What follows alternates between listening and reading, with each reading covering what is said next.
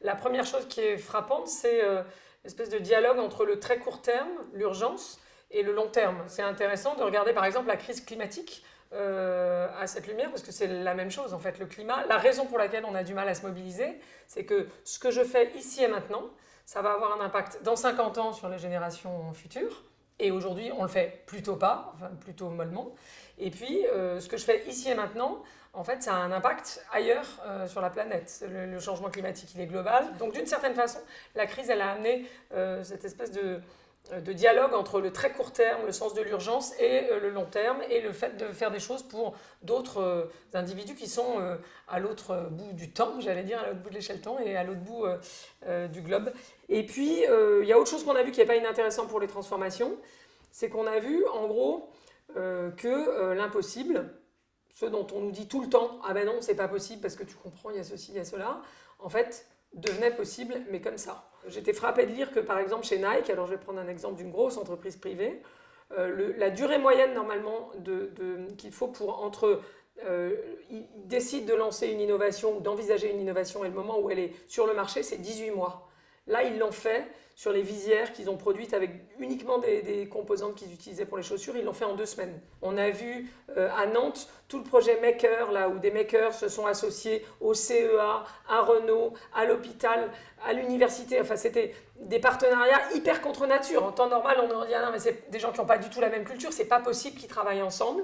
Or, ils ont fait, en un temps record aussi, en utilisant les usines la nuit, etc., un respirateur hyper low cost qui coûte je crois 1 000 € au lieu de 10 000 pour un respirateur moyen, dans des délais hyper rapides, avec ces partenariats un peu contre nature. Donc je pense que ce qui ressort, et si on essaie de résumer les messages pour la transformation interne ou externe d'ailleurs dans les entreprises, dans les organisations en général, il y a 2 choses qui sortent, c'est que le leadership vient de l'action, ça n'empêche pas de mettre ça en mots, etc., mais à un moment ça vient quand même de ce que vous faites concrètement. Et puis, l'idée qu'on peut influencer les autres ou créer un effet d'entraînement qui fait que, un peu comme dans la théorie du point de bascule, la minorité silencieuse entraîne, enfin la minorité active pardon, entraîne la majorité silencieuse. Cet effet d'entraînement-là, il vient des collaborations.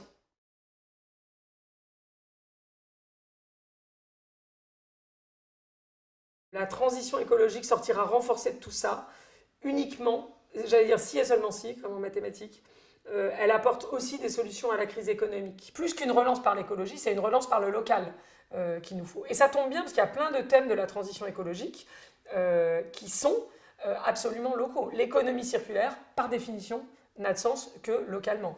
La production d'énergie renouvelable, souvent, n'a de sens que localement. Donc il y a beaucoup de thèmes de la transition écologique qui en réalité sont de l'économie locale et qui donc sont meilleurs pour la planète mais aussi très bons pour l'emploi.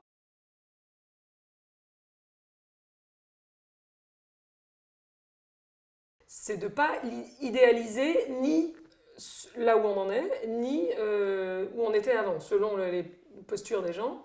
Pas se dire, ah là là, le bon vieux temps, c'était trop bien quand on allait au bureau et qu'on était tous ensemble tout le temps. Bah oui, il y avait des choses qui étaient bien, mais il y en avait d'autres qui étaient moins bien. Et le télétravail, il y a des trucs qui sont top et des aspects qui sont plus embêtants. Le fait de ne pas idéaliser, et ça je pense notamment dans l'action publique, c'est hyper important. Il y a un garçon que j'aime beaucoup qui est un Brésilien qui s'appelle Jaime Lerner qui a été, alors je crois 5 fois maire de Curitiba au Brésil et 3 fois gouverneur de l'État du Paraná. Lui, quand il a transformé Curitiba, il a dit on va agir sur les déchets, les transports publics et les espaces verts. Il faut avant tout agir sur quelques points comme des points d'acupuncture dont on pense que c'est des points d'énergie pour faire basculer le système. Il faut lancer les projets, les produits, etc. avant qu'il soit parfait, sans qu'il soit parfait. Il dit à un moment, ça compte plus de lancer vite, mais de lancer, plutôt que de se dire « Ah non, mais il faut qu'on retravaille encore parce que là, c'est pas complet, etc. » Pour qu'une action soit efficace ou qu'un projet soit efficace, il faut à la fois du descendant et de l'ascendant, c'est-à-dire du top-down, un truc qui vient du haut, d'accord, le cadre, de l'infrastructure, de la réglementation, etc. Et de l'ascendant, c'est-à-dire de l'initiative publique, l'initiative citoyenne, mais avec l'idée d'avoir cette espèce de boucle en permanence où on fait l'un et l'autre, où l'un se nourrit de l'autre, que les expérimentations nourrissent les futures réglementations, les futures infrastructures. On voit comment ça alimente le changement de comportement. Le changement de comportement lui-même nourrit aussi les évolutions, etc.